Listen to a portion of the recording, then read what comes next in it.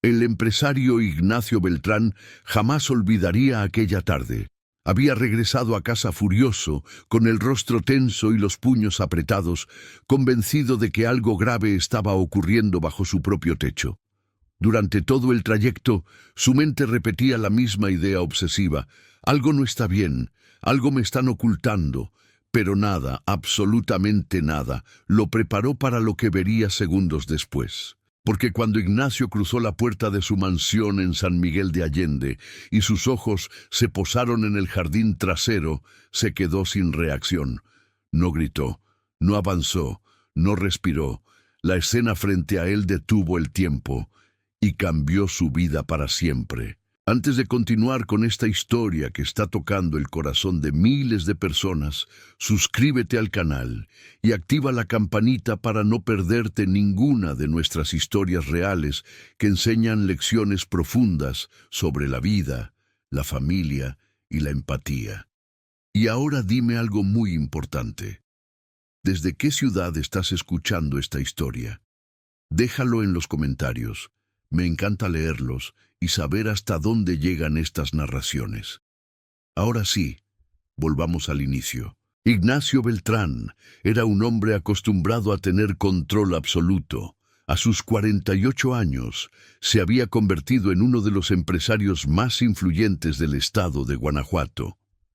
Dueño de constructoras, hoteles boutique y contratos millonarios con el gobierno local, su nombre inspiraba respeto y también temor. No era un hombre cruel por naturaleza, pero tampoco era cercano. Para Ignacio, la vida se había reducido a resultados, números y eficiencia. Las emociones eran un lujo, la sensibilidad una distracción. Desde la muerte de su esposa Valeria, hacía ya 3 años, Ignacio se había encerrado aún más en su mundo rígido y silencioso. Ella había sido el equilibrio de la casa, la voz suave que compensaba su carácter duro. Sin Valeria, la mansión se volvió demasiado grande y demasiado fría. Allí vivían también sus hijos, Tomás, de 7 años, Mateo, de 6, y la pequeña Lucía, de apenas 5, 3 niños inteligentes, inquietos y profundamente necesitados de atención. Ignacio los amaba, de eso no había duda, pero su manera de amar era distante. Los besaba por la mañana antes de irse a la oficina, preguntaba por sus notas, pagaba los mejores colegios, los mejores médicos, los mejores juguetes. En su lógica, eso era ser un buen padre. Nada les falta, solía decir. Sin embargo, había algo que Ignacio no veía o no quería ver. Sus hijos no necesitaban más cosas, necesitaban presencia. Por eso, tras la muerte de Valeria, Ignacio había contratado personal para mantener la casa funcionando como una máquina bien aceitada. Cocineras, jardineros, choferes y finalmente una empleada de limpieza que también ayudaba a cuidar a los niños cuando él no estaba. Su nombre era María Fernanda Ríos. Tenía 32 años, venía de Celaya y había llegado a San Miguel buscando una oportunidad mejor para sus 2 hijas pequeñas, Camila y Rocío, de 8 y 4 años. María Fernanda no era ruidosa, no llamaba la atención, caminaba con pasos suaves, hablaba con respeto y trabajaba sin descanso. Ignacio casi no reparaba en ella. Para él, María Fernanda era solo una pieza más del engranaje doméstico. Pero en silencio, sin que nadie se lo pidiera, ella hacía algo más, algo que no estaba en su contrato, algo que, con el tiempo, comenzaría a despertar sospechas en la mente del empresario. Porque Ignacio Beltrán era un hombre que desconfiaba de todo lo que no podía controlar, y en las últimas semanas había empezado a notar cambios. Los niños reían más, pedían menos cosas, hablaban de María con una naturalidad que lo incomodaba. «Papá, hoy María nos enseñó un juego nuevo», decía Tomás. «María dice que los abrazos curan el miedo», comentaba Lucía. Ignacio fruncía el ceño. No le gustaba que alguien más tuviera tanta influencia emocional sobre sus hijos. Ella solo está aquí para limpiar, pensaba, no para educarlos. Además, había algo que lo irritaba aún más. Algunas tardes, cuando regresaba temprano sin avisar, escuchaba risas provenientes del jardín, risas fuertes, risas sinceras, y eso, inexplicablemente, lo llenaba de una sensación amarga. ¿Por qué se ríen así si yo casi no los veo reír conmigo? Ese pensamiento se convirtió en una espina. Ignacio empezó a observar más, a hacer preguntas indirectas al personal, a revisar horarios, hasta que un día, tras una jornada especialmente difícil en la oficina, un contrato caído, una discusión con socios y una llamada del colegio por una pelea entre los niños, su paciencia se agotó. Golpeó el volante de su camioneta de lujo mientras conducía de regreso a casa. «Estoy perdiendo el control», se dijo, «y eso no lo voy a permitir». Decidió regresar sin avisar. No llamó al chofer, no pasó por la oficina secundaria. Simplemente tomó el camino directo a la mansión. Su mente estaba llena de sospechas, de conclusiones apresuradas, de una furia silenciosa que crecía con cada kilómetro. Si esa mujer se está pasando de la raya, hoy mismo la despido. Ignacio Beltrán no toleraba sentirse desplazado, ni como empresario, ni como padre, y mucho menos dentro de su propia casa. Cuando estacionó el auto y caminó hacia la entrada, el sol de la tarde bañaba el jardín con una luz dorada. Todo parecía tranquilo, demasiado tranquilo, hasta que escuchó algo. Risas, las risas de sus hijos, pero no eran risas comunes, eran risas libres, profundas, de esas que nacen desde el pecho. Ignacio se detuvo en seco. El sonido venía del fondo del jardín. Avanzó con pasos firmes, todavía con el ceño fruncido y el corazón acelerado, convencido de que estaba a punto de confirmar sus sospechas. Lo que no sabía era que, en cuestión de segundos, toda su visión del mundo estaba a punto de quebrarse. María Fernanda Ríos jamás imaginó que su vida terminaría cruzándose con la de Ignacio Beltrán. Hasta hacía poco más de un año, su mundo era muy distinto. Vivía en una pequeña casa de paredes sin pintar, en un barrio humilde de Celaya, donde el ruido de los camiones comenzaba antes del amanecer y el silencio nunca duraba demasiado.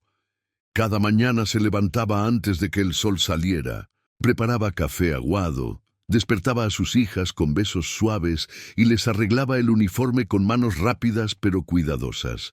Camila, la mayor, siempre intentaba ayudar. Rocío, la menor, se aferraba a su cuello, temiendo que su madre se fuera. «Regreso pronto, mi amor», le decía María Fernanda, aunque por dentro sabía que no siempre era cierto. La vida no había sido generosa con ella. El padre de sus hijas se había marchado cuando Rocío aún no caminaba. Prometió volver, prometió ayudar, pero las promesas se disolvieron como humo. Desde entonces María Fernanda aprendió a sostener el mundo sola, con una sonrisa discreta y un cansancio que nunca mostraba del todo. Trabajó limpiando casas, cuidando ancianos, lavando ropa ajena. Nunca se quejó. Nunca pidió más de lo que le ofrecían. Solo tenía una regla: hacer su trabajo con dignidad. Cuando una vecina le habló de una familia rica en San Miguel de Allende que buscaba empleada de limpieza con disponibilidad completa, María Fernanda dudó. No le gustaban los lugares donde la gente miraba por encima del hombro, pero el sueldo era mejor, y sus hijas necesitaban estabilidad. Así llegó a la mansión de Ignacio Beltrán. El primer día, María Fernanda quedó impresionada por el tamaño de la casa. Techos altos, pisos brillantes, jardines interminables. Todo parecía demasiado perfecto y demasiado distante. Ignacio apenas la miró cuando firmó el contrato. «Cumpla con su trabajo y no tendremos problemas», dijo, seco, sin levantar la vista de los papeles. Ella asintió. Sí, señor, eso fue todo. Desde ese momento María Fernanda entendió algo con claridad. Allí debía ser invisible. Y lo fue. Limpiaba sin hacer ruido, ordenaba sin dejar rastro, entraba y salía como si no existiera. Pero había algo que no podía ignorar. Los niños, Tomás, Mateo y Lucía, vagaban por la casa como pequeñas almas inquietas. Tenían juguetes caros, tablets, bicicletas nuevas, pero también tenían miradas largas, silencios incómodos y preguntas que nadie respondía. ¿Mi papá va a cenar con nosotros hoy?, preguntaba Lucía casi todas las noches. María Fernanda nunca sabía qué decir. Al principio, se limitó a cumplir estrictamente su rol: limpiar, cocinar cuando se lo pedían, mantener todo en orden. Nada más. Hasta que un día, mientras barría el pasillo que daba al jardín, escuchó un sollozo. Era Mateo. Estaba sentado en el suelo, abrazando sus rodillas, con los ojos llenos de lágrimas. María Fernanda dudó. Sabía que no debía involucrarse. Sabía que no estaba allí para eso, pero también sabía algo más profundo: el dolor de un niño. No se ignora. Se acercó despacio. ¿Te duele algo, corazón?, preguntó con voz suave. Mateo negó con la cabeza. Extraño a mi mamá, susurró. María Fernanda sintió un nudo en el pecho. No dijo nada. Solo se sentó a su lado. No lo tocó. No invadió. Estuvo allí. Eso fue suficiente. Desde ese día, algo cambió. Los niños comenzaron a buscarla, no con palabras, sino con presencia. Se sentaban cerca mientras ella limpiaba. Le contaban cosas pequeñas, le mostraban dibujos, le pedían que los mirara. María Fernanda nunca cruzó un límite, nunca habló mal de Ignacio, nunca intentó ocupar un lugar que no le correspondía, solo escuchaba. Y a veces, cuando nadie veía, les enseñaba algo simple: cómo respirar cuando el miedo apretaba el pecho, cómo reír sin culpa, cómo jugar sin competir. Pequeñas cosas, cosas humanas. Por las tardes, cuando Ignacio no estaba, los niños salían al jardín. Allí, lejos de las paredes frías de la casa, María Fernanda los dejaba correr, ensuciarse, gritar. Un día, llevó una vieja lona azul que había encontrado en el cuarto de herramientas. La colocó sobre el césped y con una manguera improvisó un pequeño juego de agua. Las risas se escucharon hasta la calle. Lucía se tiró al suelo, empapada, riendo sin parar. Tomás rodaba como si no existiera el mundo. Mateo cerraba los ojos disfrutando cada segundo. María Fernanda los miraba con una sonrisa discreta. No reía fuerte, no buscaba atención. Su alegría era silenciosa. En ese instante no era la empleada. Era solo una mujer cuidando niños que necesitaban sentirse vivos. Pero dentro de ella había miedo. Miedo de que Ignacio lo malinterpretara. Miedo de perder el trabajo. Miedo de que la juzgaran. Por eso, cuando escuchaba el motor de un auto acercarse, todo se detenía. Recogía rápido, secaba lágrimas, volvía al silencio. Ignacio Beltrán jamás preguntó qué hacía María Fernanda con sus hijos. Solo veía los resultados, y eso lo inquietaba. Los niños estaban más unidos, más tranquilos, más felices, y esa felicidad que no provenía de él le dolía. María Fernanda lo sentía. Cada vez que Ignacio cruzaba con ella en el pasillo, ella bajaba la mirada. No quiero problemas, se repetía. Solo quiero trabajar. Nunca imaginó que ese mismo hombre, tan distante, tan poderoso, tan seguro de sí mismo, estaba comenzando a observarla con desconfianza, y que muy pronto su silencio y su bondad serían puestos a prueba. Porque cuando el poder se siente amenazado, no pregunta, reacciona. Ignacio Beltrán nunca había sido un hombre impulsivo. En los negocios, cada decisión pasaba por filtros, cálculos y escenarios posibles. Jamás movía una ficha sin prever consecuencias. Por eso le inquietaba tanto lo que estaba ocurriendo dentro de su propia casa. No podía medirlo, no podía controlarlo, no podía entenderlo. Desde hacía semanas, una sensación incómoda se había instalado en su pecho como una sombra persistente. No era celos exactamente, ni tampoco enojo puro. Era algo más peligroso, la sospecha. Sospechaba de lo que no veía, de lo que sucedía cuando él no estaba, de la cercanía silenciosa entre la empleada de limpieza y sus hijos. Todo comenzó con pequeños detalles. Tomás dejó de pedirle juguetes caros. Mateo ya no se encerraba tanto en su habitación. Lucía dormía mejor, sin pesadillas. Cualquier otro padre habría sentido alivio. Ignacio, en cambio, sintió amenaza. ¿Qué está haciendo esa mujer para influir así en ellos?, se preguntaba. En su mente, el amor debía venir del padre, la autoridad también, el afecto bajo control. Pero María Fernanda estaba rompiendo ese esquema sin proponérselo. Una tarde, Ignacio llegó más temprano de lo habitual. No entró directamente a la casa. Se quedó dentro del auto, observando desde lejos el jardín. Vio a los niños correr, escuchó risas, vio a María Fernanda sentada en el césped, observándolos con atención tranquila. Nada fuera de lugar. Y aún así, su estómago se contrajo. Demasiada confianza, pensó.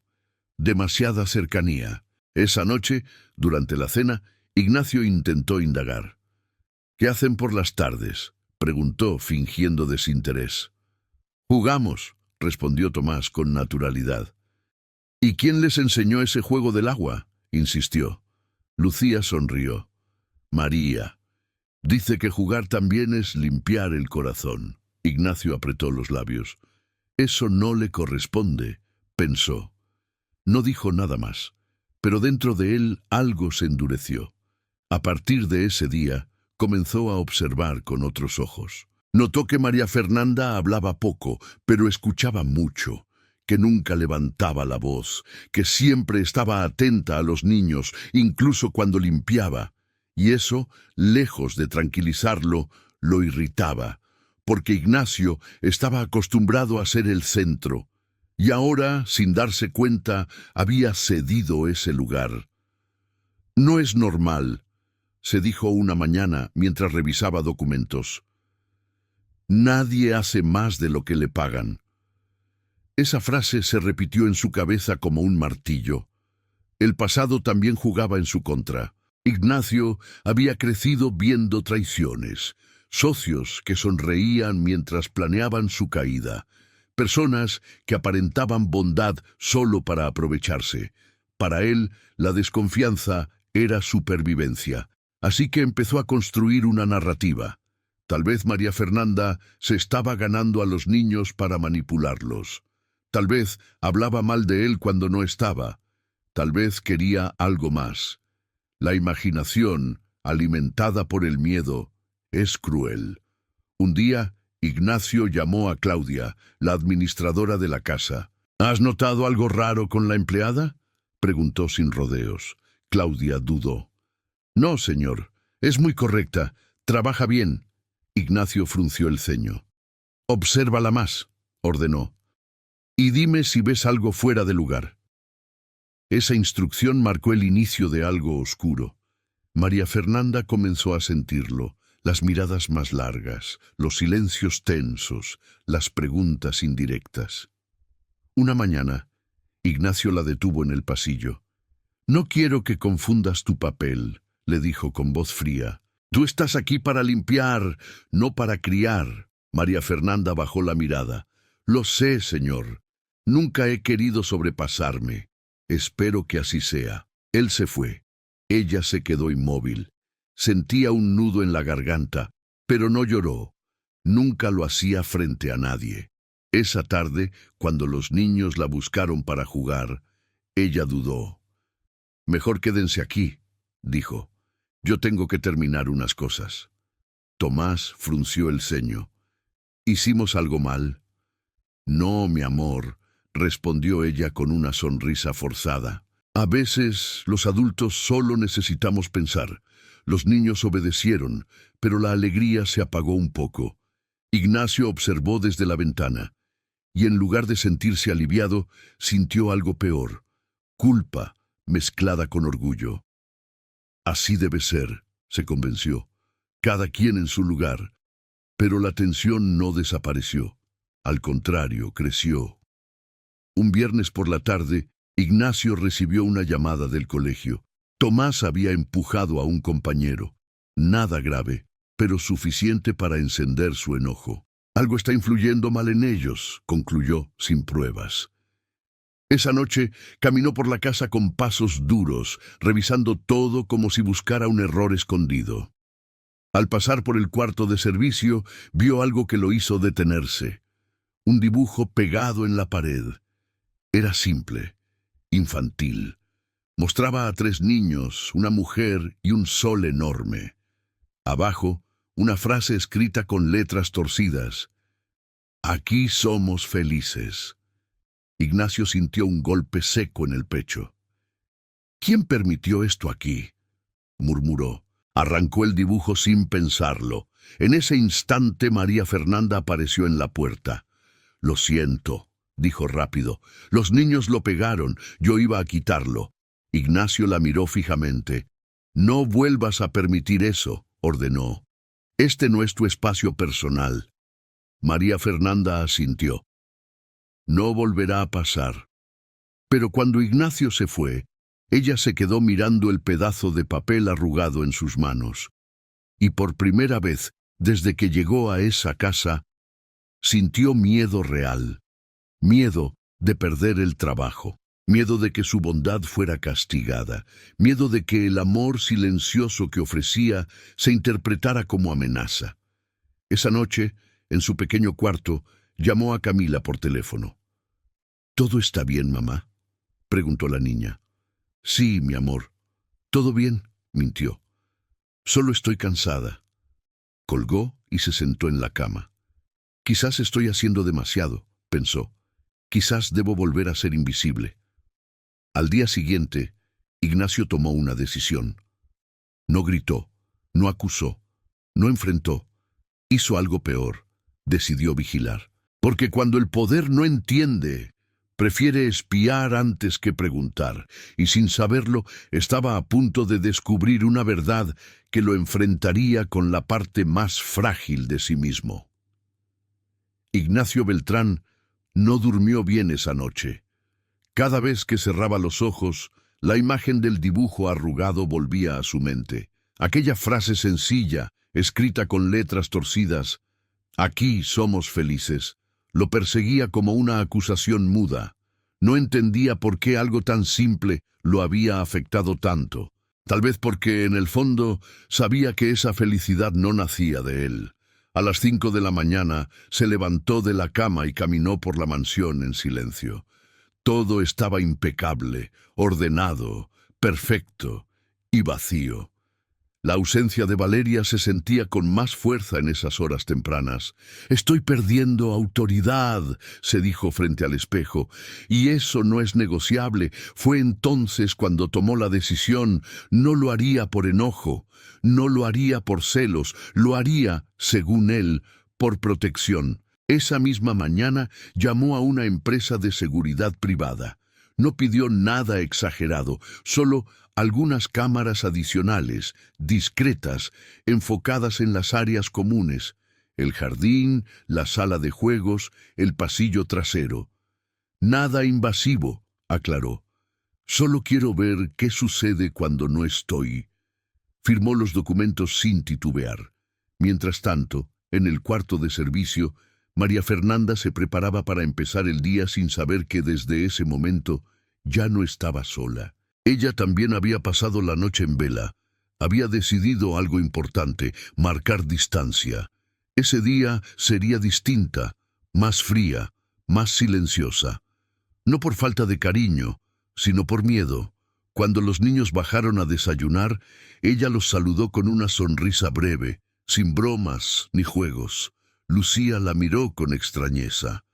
¿Estás enojada con nosotros?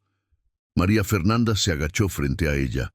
No, mi cielo. A veces los adultos solo tenemos que ser un poquito más serios. Los niños aceptaron la respuesta, pero algo se rompió suavemente en el ambiente. Ignacio observaba desde el piso superior, con una taza de café en la mano. Así está mejor, pensó. Todo en su lugar. Las cámaras quedaron instaladas esa misma tarde, pequeñas, casi invisibles. Ignacio se sentía extraño al verlas encendidas en la pantalla de su oficina privada, pero también sentía alivio. Por fin tendría control. Esa primera tarde observó durante horas. Nada. María Fernanda limpiaba. Los niños jugaban solos.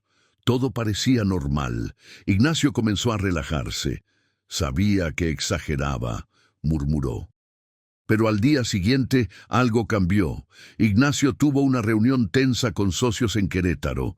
Regresó agotado, con la cabeza llena de números y conflictos. Antes de entrar a la casa, decidió mirar las cámaras desde su celular. Y entonces lo vio. El jardín. Los niños estaban sentados en el suelo, formando un círculo. María Fernanda estaba con ellos, pero no de pie, no dando órdenes. Estaba sentada al mismo nivel, escuchando. No se escuchaba el audio, pero los gestos decían mucho. Mateo hablaba con las manos, agitado. Tomás miraba al suelo. Lucía tenía los ojos llenos de lágrimas. Ignacio frunció el ceño. ¿Qué está pasando ahí? Avanzó el video. María Fernanda no tocaba a los niños, solo asentía. A veces sonreía con tristeza, a veces llevaba la mano al pecho, como si comprendiera algo profundo. Ignacio sintió una punzada de incomodidad. No tiene derecho a esas conversaciones, pensó. Quiso apagar el video, pero no pudo. Algo lo retenía. Minutos después, vio a María Fernanda levantarse y traer una caja vieja. Dentro había papeles, colores, crayones gastados. Los niños comenzaron a dibujar. Ignacio apretó los labios. ¿De dónde sacó eso? Avanzó otra cámara. En la cocina más tarde, María Fernanda preparaba la comida mientras los niños ayudaban. No como sirvientes, sino como participantes. Uno mezclaba, otro alcanzaba cosas. Se reían. Ignacio sintió algo extraño. No era enojo, era confusión. Esa noche Ignacio se quedó hasta tarde revisando grabaciones. No una ni dos, todas. Buscaba algo indebido, algo reprochable, algo que justificara su sospecha. No encontró nada. Solo vio paciencia, escucha, presencia. Esto no es normal, se repetía. Nadie es así sin querer algo a cambio. Los días siguientes, la vigilancia continuó. Ignacio comenzó a conocer rutinas que nunca había notado. Vio cómo María Fernanda recogía juguetes ajenos y los guardaba con cuidado. Cómo se quedaba un segundo más en la puerta del cuarto de los niños antes de apagar la luz. Cómo respiraba profundo cuando estaba cansada, pero no se detenía. Una tarde, ocurrió algo que lo descolocó por completo. Lucía tuvo una crisis. Gritaba, lloraba, se negaba a entrar a la casa. Ignacio lo vio todo desde la cámara del jardín. Esperó que María Fernanda la cargara, que la callara, que la apurara. No lo hizo. Se sentó a su lado. Esperó. Ignacio miraba el reloj, desesperado. «Haz algo», murmuraba. «Corrígela». Pero María Fernanda solo habló cuando Lucía la miró. Le dijo algo. Algo que Ignacio no escuchó, pero que vio en el rostro de su hija. Lucía dejó de llorar, respiró, se calmó. Ignacio sintió un nudo en la garganta. ¿Cómo hizo eso?, se preguntó. Esa noche, Ignacio cenó solo. Los niños ya dormían. La casa estaba en silencio. Encendió nuevamente las cámaras. No para vigilar, para entender. Y por primera vez desde la muerte de Valeria, Ignacio se permitió pensar algo que lo asustó. Tal vez, yo no sé hacer esto. Al día siguiente decidió probar algo. Regresó a casa sin avisar. No quería cámaras, quería ver con sus propios ojos. Estacionó el auto despacio y caminó por el costado del jardín, sin hacer ruido. El sol comenzaba a caer, tiñendo todo de naranja, y entonces escuchó risas, risas verdaderas. Ignacio se detuvo, avanzó un poco más y lo vio. Los niños estaban sobre una lona azul, mojados, riendo a carcajadas. María Fernanda estaba con ellos, empapada, sin importar el uniforme, sin importar nada. No gritaba, no mandaba, jugaba. Ignacio se quedó inmóvil. La furia con la que había regresado se evaporó en un segundo. Su cuerpo reaccionó antes que su mente. El corazón le latía con fuerza. La respiración se le cortó. ¿Qué es esto?, pensó. ¿Por qué nunca vi algo así? Dio un paso y se detuvo.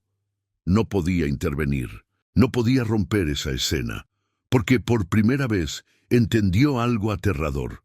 Sus hijos eran felices sin él, y esa verdad lo dejó sin reacción.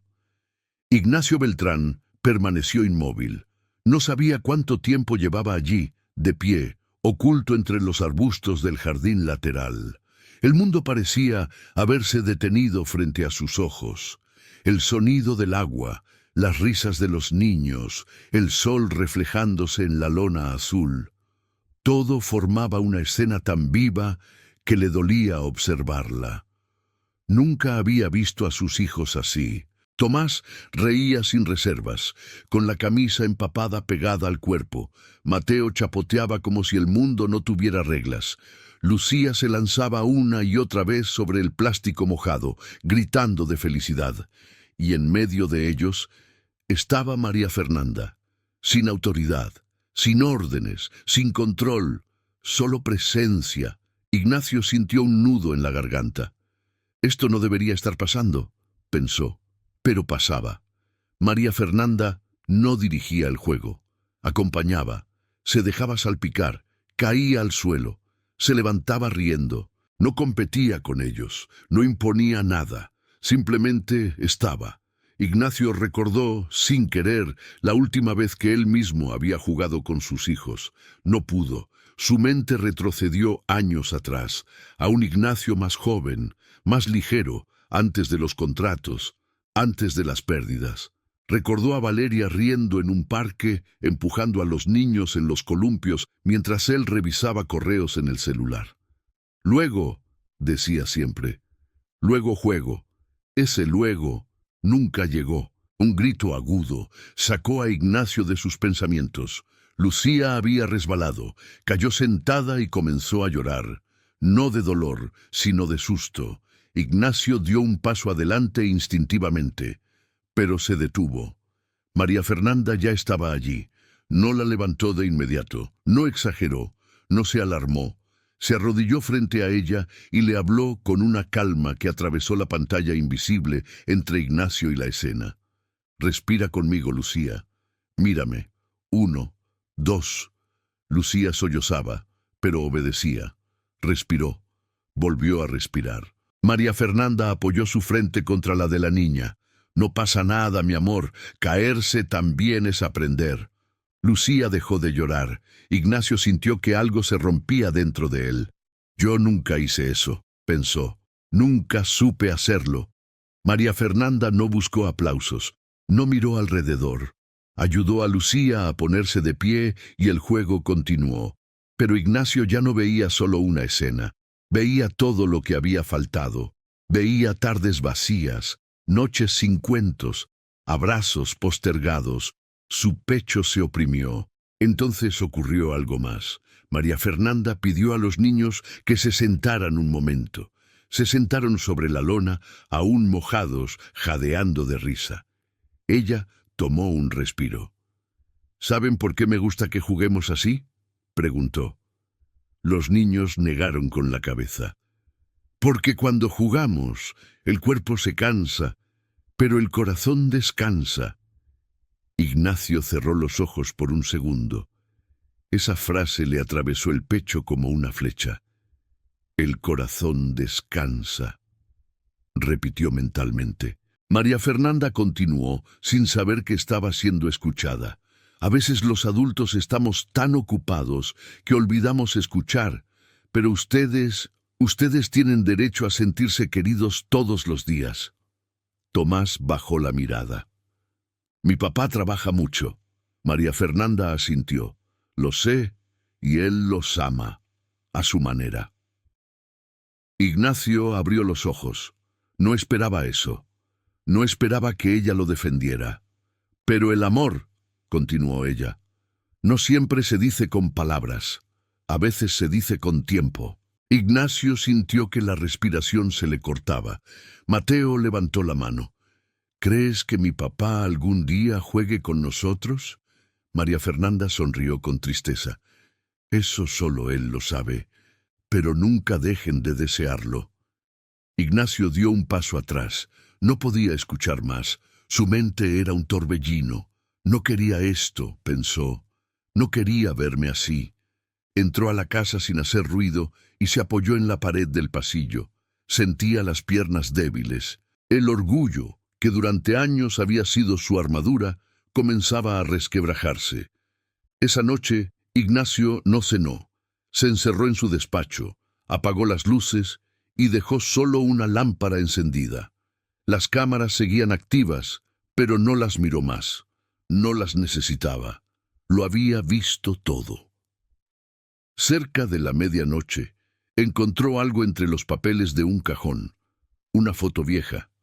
Valeria, sentada en el suelo, jugando con los niños cuando eran pequeños. Él estaba detrás, serio, con el celular en la mano. Ignacio se dejó caer en la silla. Fallé, susurró, no como empresario, como padre. A la mañana siguiente se levantó temprano, más temprano de lo habitual. Los niños aún dormían. Pasó por la cocina y vio a María Fernanda preparando el desayuno, como siempre, silenciosa, discreta. Por primera vez, Ignacio la miró de verdad, no como empleada, no como amenaza, como mujer, como madre. Buenos días, dijo él. María Fernanda se sorprendió. Nunca lo saludaba así. Buenos días, señor. Ignacio dudó. Quería decir algo, quería preguntar, quería disculparse, pero no pudo. Solo asintió y se fue. Ese día, Ignacio no pudo concentrarse en el trabajo. Cada contrato, cada llamada, cada número parecía irrelevante. La imagen de sus hijos riendo bajo el sol no se iba de su mente. Por la tarde, regresó temprano otra vez. Esta vez no se escondió. Entró al jardín. Los niños lo vieron primero. ¡Papá!, gritó Lucía sorprendida. María Fernanda se puso rígida. Su rostro palideció. Lo siento, señor, dijo rápido. Ya iba a recoger todo. Ignacio levantó la mano. No, todos se quedaron quietos. No recoja nada. Se acercó despacio. Se agachó frente a la lona mojada. Miró a sus hijos. Miró a María Fernanda. ¿Puedo?, preguntó señalando el suelo. Los niños se miraron entre sí, incrédulos. ¿Jugar?, preguntó Tomás. Ignacio tragó saliva. Sí. Se sentó. El traje se empapó. Los zapatos se arruinaron. No importó. Lucía lo abrazó. Mateo rió. Tomás lo miró como si viera a otro hombre. María Fernanda observó en silencio, con los ojos brillantes. Ignacio Beltrán entendió algo en ese instante. No había llegado furioso para castigar. Había llegado a tiempo para aprender. Ignacio Beltrán no durmió esa noche. Aunque su cuerpo estaba agotado, su mente permanecía despierta, repasando una y otra vez cada gesto de la tarde anterior. La risa de sus hijos, el contacto de sus manos pequeñas aferrándose a él, la mirada silenciosa de María Fernanda observándolo desde lejos, sin juicio, sin reproche. Por primera vez en muchos años, Ignacio sintió algo que no sabía manejar. Vergüenza. No la vergüenza pública que se soluciona con una excusa o una firma. No la que se tapa con dinero. Era una vergüenza íntima, silenciosa, dirigida solo a sí mismo. ¿En qué momento me volví este hombre?, se preguntó. Creció creyendo que el éxito era protección, que el dinero blindaba, que el respeto se imponía. Y durante años esa fórmula había funcionado en los negocios, pero no en la paternidad. A las 6 de la mañana se levantó y caminó hacia el cuarto de los niños. Los observó dormir. Tomás abrazaba una almohada. Mateo respiraba con la boca entreabierta. Lucía tenía una mano cerrada, como si aún estuviera jugando. Ignacio sintió un nudo en el pecho. Estuve aquí y no estuve, pensó. Cerró la puerta con cuidado y fue a la cocina. María Fernanda ya estaba allí, como siempre, preparando el desayuno en silencio.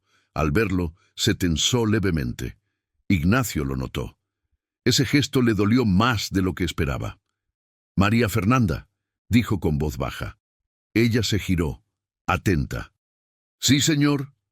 Ignacio dudó. Las palabras no salían. No estaba acostumbrado a hablar desde ese lugar. En su mundo, las órdenes fluían fácil. Las disculpas no. Empezó. Quería agradecerle por ayer.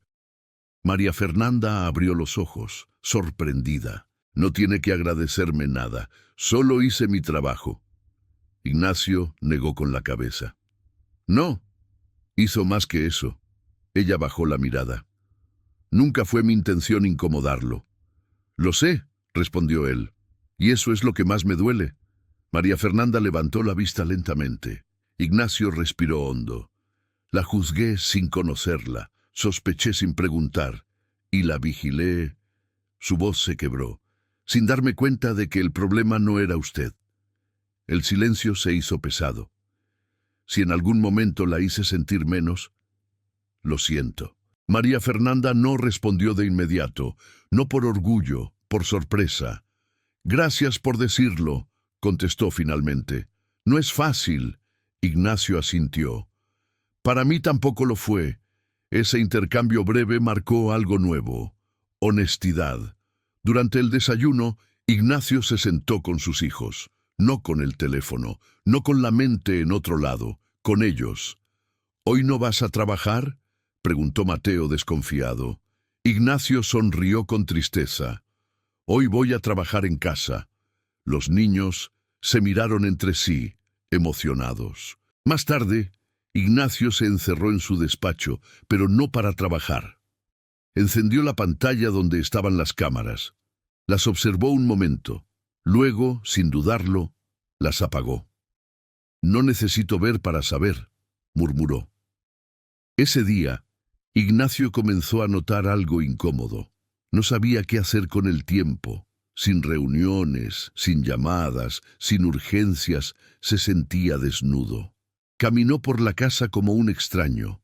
Cada rincón le devolvía una verdad. Había construido una mansión, pero no un hogar. Por la tarde encontró a María Fernanda en el jardín, ayudando a Lucía a dibujar. Se acercó despacio. «¿Puedo sentarme?», preguntó. María Fernanda asintió. Ignacio se sentó en el suelo. Miró el dibujo. «¿Qué es?», preguntó. «Somos nosotros», respondió Lucía. «Tú estás aquí ahora». Ignacio tragó saliva. «Me alegra estarlo». María Fernanda los observaba con discreción. No intervenía. Dejaba espacio. Ignacio lo notó. «Siempre sabe cuándo estar y cuándo no», dijo. «Es algo que aprendí siendo madre», respondió ella. «A veces amar es dar espacio». Ignacio bajó la mirada. «Yo siempre quise llenar los espacios con cosas». «Y ahora puede llenarlos con presencia», respondió ella sin reproche. Esa noche, Ignacio cenó con sus hijos. Cocinaron juntos. Se rieron. Hicieron desorden. Ignacio se manchó la camisa. Y por primera vez, no le importó. Sin embargo, cuando los niños se fueron a dormir, el peso regresó. Ignacio se quedó solo en la sala. Miró el techo alto, las luces cálidas, el silencio. «No puedo cambiar el pasado», pensó, pero sí puedo asumirlo. Tomó su teléfono y llamó a su socio principal. Voy a reducir mi carga de trabajo, dijo sin rodeos. A partir de ahora no estaré disponible todo el tiempo. ¿Estás seguro?, respondió el otro. Eso puede costarte contratos. Ignacio cerró los ojos. Ya me costó demasiado no hacerlo antes. Colgó. Esa decisión, que en otro momento habría sido impensable, le provocó miedo y alivio. Al día siguiente, Ignacio pidió hablar con María Fernanda. Quiero proponerle algo, dijo con cautela, pero antes necesito saber si se siente cómoda aquí. Ella lo miró a los ojos. Me siento respetada ahora, respondió. Eso cambia todo. Ignacio asintió. Quiero que siga aquí, no solo como empleada. Quiero que sepa que su presencia importa. María Fernanda respiró hondo. Gracias por decirlo. Ignacio dudó un segundo. Y si alguna vez siente que cruzo una línea, dígamelo. Ese pedido, tan simple, era impensable en el Ignacio de antes. Esa noche, Ignacio escribió algo que nunca había escrito, una carta, no a un socio, no a un banco, a sus hijos. Les pidió perdón por las ausencias, por el silencio, por el tiempo postergado. La dejó sobre la mesa del comedor. Al día siguiente, Tomás la leyó en voz alta. Ignacio escuchó con el corazón expuesto. Cuando terminó, Lucía se acercó y lo abrazó. Gracias por volver, papá. Ignacio cerró los ojos. En ese abrazo entendió que el poder que siempre defendió no era el que valía la pena, porque el verdadero poder no controla, no vigila, no sospecha. El verdadero poder se transforma. Durante mucho tiempo, María Fernanda Ríos había aprendido a no esperar nada, ni agradecimientos, ni reconocimiento, ni justicia. La vida le había enseñado que quien nace sin privilegios debe caminar con la cabeza baja y el corazón fuerte. Por eso, aunque algo había cambiado en la casa de Ignacio Beltrán, ella se mantenía cautelosa. Agradecida, sí, pero cautelosa. Las palabras bonitas podían desaparecer, los gestos también, los hechos. Esos eran los que importaban. Ignacio, por su parte, estaba viviendo una etapa desconocida. No era felicidad plena, era algo más complejo, una mezcla de alivio, culpa y una necesidad profunda de reparar, no solo con sus hijos, también con María Fernanda. Durante varios días, Ignacio la observó de una forma distinta, no como quien vigila, sino como quien reconoce. Se dio cuenta de cosas que antes ignoraba, la forma en que organizaba el tiempo, cómo anticipaba necesidades sin invadir, cómo sabía retirarse cuando su presencia ya no era necesaria. Un jueves por la mañana, Ignacio la llamó al despacho. María Fernanda sintió un ligero temblor en el estómago. Las llamadas al despacho rara vez traían buenas noticias. Claro, señor, respondió con respeto. Entró despacio. Ignacio no estaba detrás del escritorio, sino sentado en una de las sillas, sin computadora, sin papeles. «Tome asiento, por favor», dijo. Ella obedeció. Hubo un silencio breve, pero distinto, no incómodo. «He estado pensando mucho», comenzó Ignacio, «sobre usted, sobre mis hijos, sobre esta casa». María Fernanda escuchaba sin interrumpir. «Durante años», continuó, «creí que pagar bien era suficiente, que cumplir con lo económico me liberaba de todo lo demás». Suspiró. «Me equivoqué». María Fernanda apretó las manos sobre su falda. «Usted no me debe explicaciones», dijo con suavidad. Ignacio negó con la cabeza. «Sí se las debo, porque la juzgué desde un lugar injusto y porque su trabajo...» Hizo una pausa. «Ha ido mucho más allá de limpiar esta casa». Ella bajó la mirada. «Nunca quise ocupar un lugar que no me corresponde». «Lo sé», respondió él. «Y precisamente por eso quiero hacer las cosas bien». Ignacio se levantó, caminó hacia un cajón y sacó un sobre. «Aquí hay una propuesta», dijo. «Pero antes de que la lea, quiero que sepa algo. No es caridad, no es culpa, es reconocimiento». Le entregó el sobre. María Fernanda dudó antes de abrirlo.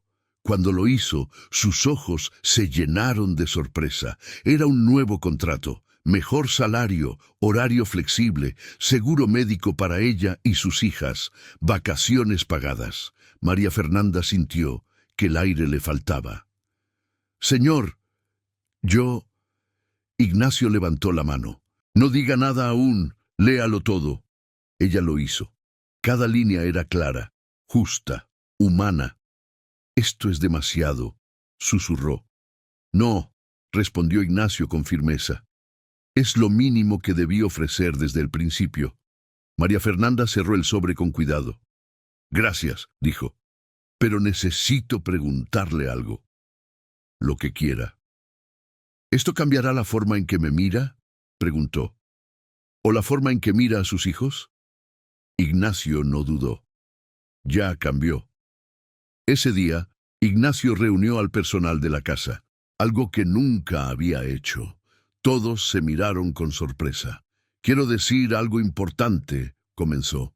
«Esta casa funciona gracias a cada uno de ustedes, pero hay personas cuyo trabajo va más allá de lo visible». Miró a María Fernanda. «Y es justo que eso se reconozca». No hubo aplausos exagerados, no era necesario. María Fernanda sintió algo nuevo: respeto público. Esa tarde, cuando los niños regresaron del colegio, Ignacio los llamó a la sala. «Quiero que sepan algo», les dijo. «María Fernanda ha sido muy importante para esta familia, y quiero que lo sepan y lo respeten». Tomás levantó la mano. «¿Se va a quedar?». Ignacio sonrió. «Sí, si ella quiere». Los niños miraron a María Fernanda con esperanza. Ella asintió. «Me quedo». Lucía corrió a abrazarla. «Gracias por no irte», susurró. María Fernanda cerró los ojos. Esa frase valía más que cualquier contrato. Con el paso de las semanas, la casa cambió. No en lujo, en ambiente. Ignacio empezó a llegar más temprano, a preguntar, a escuchar, a equivocarse y admitirlo. Y algo más cambió también. María Fernanda comenzó a existir sin miedo. Ya no bajaba la mirada por costumbre, ya no hablaba en susurros, no porque se volviera arrogante, sino porque había recuperado algo esencial: su dignidad. Un domingo por la tarde, Ignacio la encontró sentada en el jardín, hablando por videollamada con sus hijas. «¿Son ellas?», preguntó. «Sí», respondió ella. «Camila y Rocío. ¿Le gustaría que vinieran algún día?», preguntó Ignacio, casi como quien pide permiso. María Fernanda lo miró, sorprendida. «¿Aquí?». «Aquí», respondió él. «Esta casa también puede ser un lugar seguro para ellas». María Fernanda sintió que las lágrimas amenazaban con salir. «Gracias», susurró. Cuando sus hijas visitaron la casa por primera vez, María Fernanda estaba nerviosa. Pero Ignacio las recibió con respeto, no como las hijas de la empleada, sino como niñas. «Bienvenidas», les dijo. «Aquí pueden jugar». Camila observó todo con asombro. «Mamá, ¿trabajas en un castillo?». María Fernanda rió. «No, mi amor, trabajo en un lugar donde aprendimos a escucharnos». Ignacio escuchó esa frase desde lejos y la entendió. Esa noche, Ignacio se sentó solo en la terraza. Pensaba en lo cerca que estuvo de cometer una injusticia irreparable, en cómo la desconfianza casi le roba lo mejor que había entrado a su casa. «La dignidad no se pide», pensó, «se reconoce». María Fernanda, en su cuarto, escribió un mensaje a una amiga de Celaya. «Aquí no solo trabajo, aquí me respetan».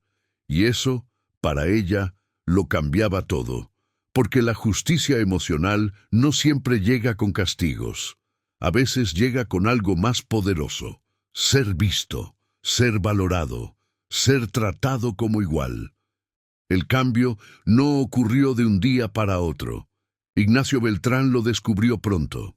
Transformarse no era un acto heroico ni una decisión puntual, sino una sucesión de pequeños gestos diarios que exigían algo que nunca había entrenado: constancia emocional. Había días en los que el viejo Ignacio reaparecía, el hombre impaciente, el empresario rígido, el padre ausente por costumbre, pero ahora, a diferencia de antes, se daba cuenta. Y eso lo cambiaba todo. Una mañana cualquiera, mientras desayunaban juntos, Tomás levantó la vista de su plato y dijo: «Papá, antes siempre estabas, pero no estabas de verdad». Ignacio sintió el golpe directo al pecho. «Lo sé», respondió, «y lo siento». No buscó justificarse. No habló de trabajo. No desvió la conversación. Mateo intervino. «Ahora te quedas cuando hablamos». Lucía asintió con fuerza. «Y ya no miras el teléfono cuando te abrazo». Ignacio respiró hondo. «Gracias por decírmelo», dijo. «Prometo seguir aprendiendo». María Fernanda observaba la escena desde la cocina, sin interrumpir. Sonreía con suavidad, no porque se sintiera responsable de ese cambio, sino porque sabía reconocerlo cuando aparecía. Ese mismo día, Ignacio tomó una decisión que sellaría definitivamente su transformación. Pidió una reunión con su equipo directivo. «Voy a delegar más», anunció, «y voy a estar menos disponible». Hubo miradas incómodas. «Eso no es habitual en usted», dijo uno de los socios. Ignacio asintió. «Precisamente por eso lo hago ahora». Cuando terminó la reunión, Ignacio sintió miedo, pero también una paz extraña. Por primera vez no estaba huyendo de su vida personal, la estaba eligiendo. Las semanas pasaron. La casa dejó de sentirse como un espacio silencioso y comenzó a parecer un hogar. No perfecto, no ordenado siempre, pero vivo. Había risas en la cocina, dibujos en el refrigerador, zapatos fuera de lugar y conversaciones, muchas conversaciones. Una noche Ignacio se sentó con María Fernanda en la terraza, no como jefe, no como empleada, como dos adultos compartiendo silencio. «Nunca le pregunté algo», dijo Ignacio. «¿Por qué hace lo que hace?» María Fernanda lo miró. «Porque sé lo que es crecer sintiendo que nadie tiene tiempo para ti», respondió. «Y porque alguien me enseñó que el cariño no se guarda, se da». Ignacio asintió lentamente.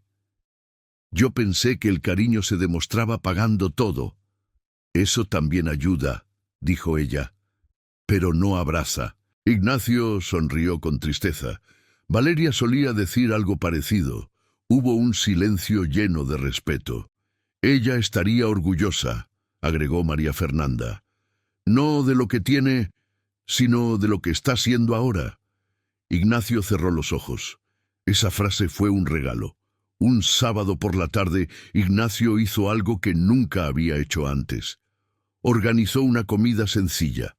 Invitó a María Fernanda y a sus hijas, no como un gesto formal, sino como parte de la familia extendida que se había formado sin darse cuenta. Camila y Rocío llegaron nerviosas.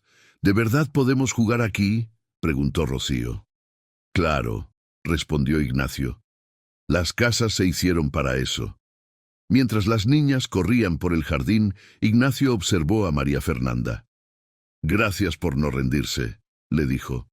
«Yo estuve a punto de no entender». Ella negó con la cabeza. «A veces, la gente no necesita entender rápido, solo necesita darse la oportunidad». Ignacio asintió. Esa noche, cuando todos se fueron, Ignacio se quedó solo en la sala. Miró alrededor. No vio lujos. Vio recuerdos nuevos. Pensó en cuántas personas viven así, trabajando sin pausa, creyendo que cumplir es suficiente, ignorando que el amor también necesita presencia. Ojalá alguien me lo hubiera dicho antes.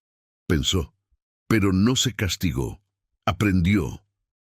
Días después, Ignacio decidió hacer algo más. Grabó un mensaje, no para negocios, no para publicidad, un mensaje para quien quisiera escuchar. Si estás oyendo esta historia, dijo mirando a la cámara, tal vez también estés cansado, tal vez sientas que das todo, pero que algo sigue faltando. Yo también estuve ahí. Hizo una pausa. Aprendí que el tiempo no vuelve, pero el amor sí puede alcanzarnos si aprendemos a mirar. Apagó la cámara. No sabía cuántas personas lo escucharían, pero sabía que era verdad. María Fernanda, por su parte, regresó un día a Celaya para visitar a su madre. Caminó por las mismas calles humildes donde había crecido, pero algo en ella era distinto. Ya no caminaba con miedo, ya no se sentía invisible. «Trabajo en una casa grande», le dijo a su madre. «¿Y te tratan bien? Me tratan con respeto». Eso era todo lo que importaba. Cuando volvió a San Miguel de Allende, los niños la recibieron con abrazos. Ignacio también. «Bienvenida a casa», le dijo.